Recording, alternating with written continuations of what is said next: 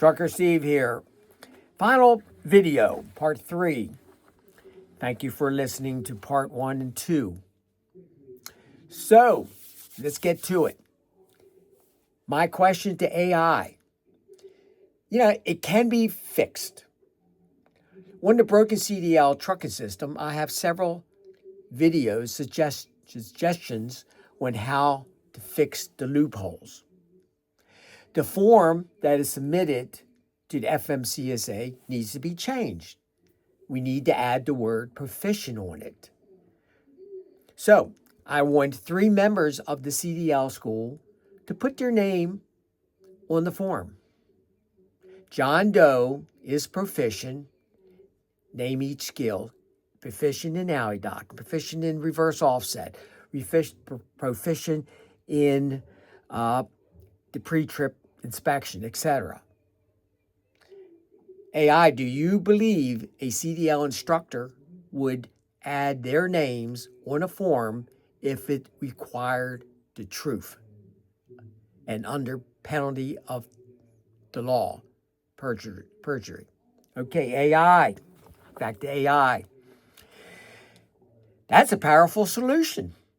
By adding the word proficient and requiring specific signature, like a tri-signature from the lead instructor, range instructor, and school director, you move from a data entry system to a legal type system.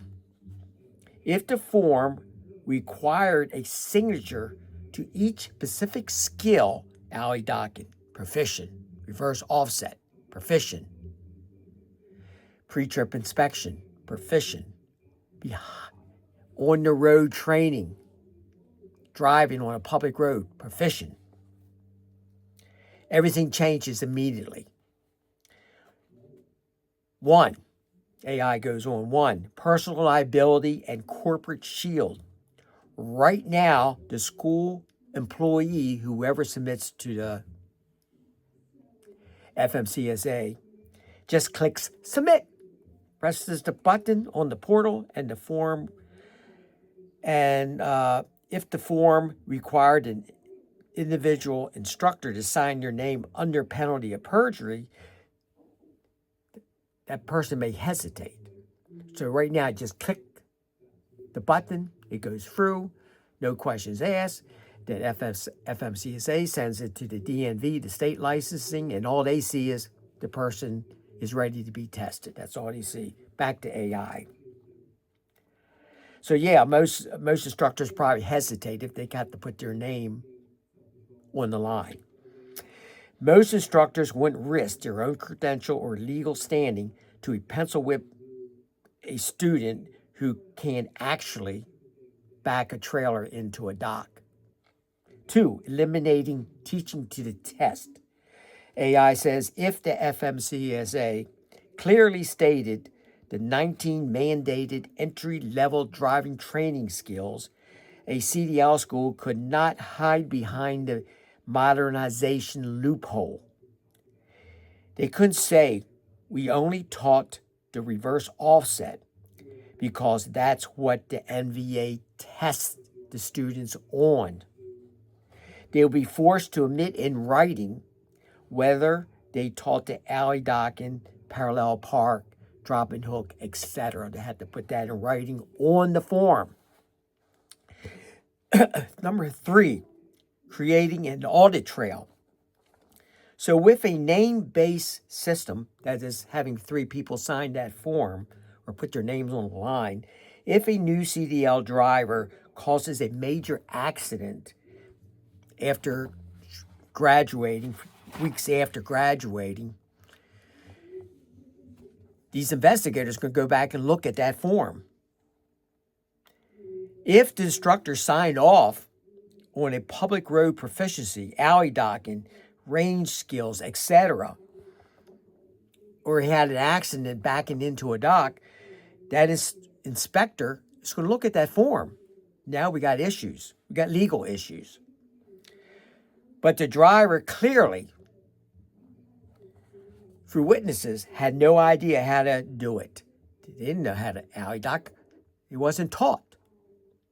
that instructor and the school now could be faced with a civil libel.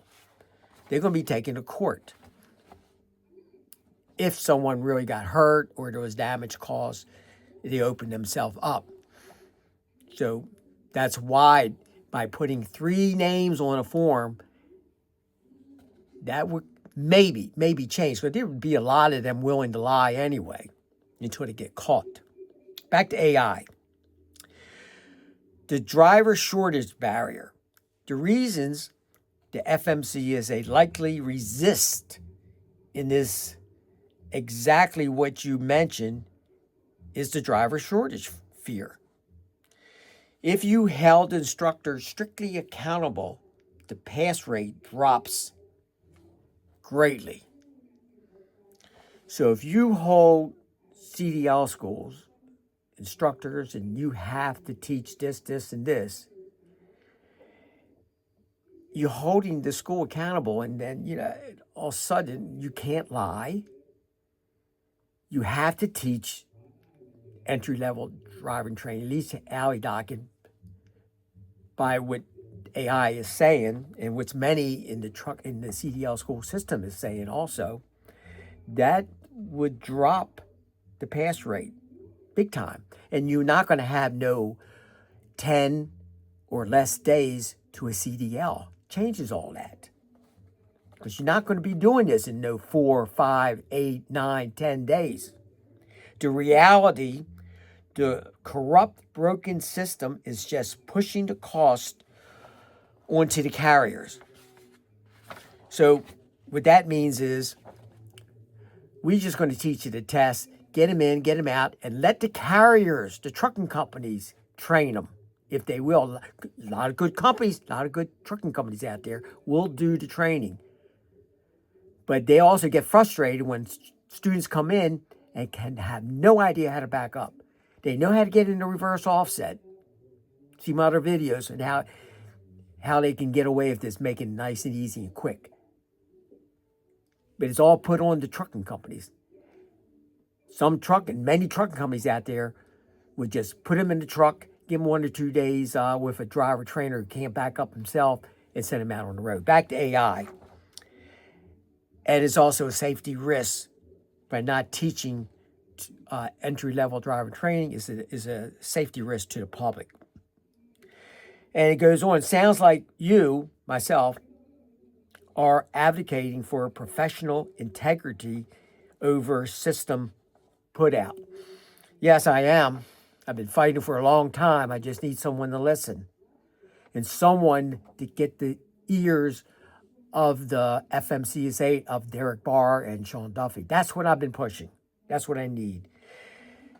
The speed, the process of getting CDL students in and out of CDL school training, quick time flow. So I was a little surprised by some of the answers to my questions when I start changing it from searching for research, searching for information. I decided to go and take it like I'm having a conversation with someone. And some of the answers from AI was very interesting. It wasn't a technical, it was some technical stuff, but a lot of stuff that it was like a person talking to me, realizing what I'm trying to do. Sounds like you are pushing for integrity into the system. Wow. It's talking to me. That's what I need to hear from Derek Barr or someone. Talk to us. Not saying, well, we're going to go after the schools. There's a lot of CDL mills and all that. Maybe we ought to just redo it from scratch, which is not going to happen. Look, you got to know what's going on out there. This wasn't done by accident.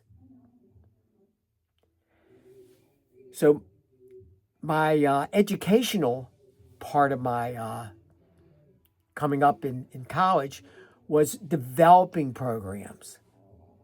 And I know from being a person who develops programs in like a CDL school. That's why I think I excelled, did very well as a CDL instructor, because I have a degree in training and leadership. And it worked very well for me. And I know darn well this was not, in my opinion, was not done by accident by FMCSA. At that time in 2020, 2022, and before modernization, there was reasons it benefited everyone else but the CDL student. I need someone to listen. I need someone who has the ears of the FMCSA, Sean Duffy, and they're out there, OOIDA, Freightway magazines.